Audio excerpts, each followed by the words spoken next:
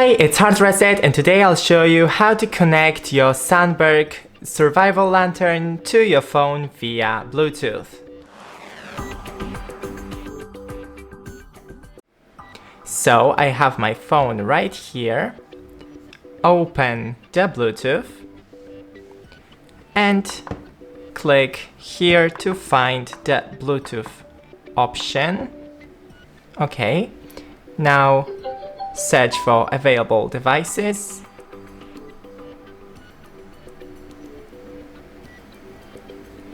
Wait for it to find. It takes too much time, but oh yeah, Sandberg. Here, click pairing, pair. Connected. And as you can hear, it's connected. That's it, don't forget to leave a like and see you in the next one.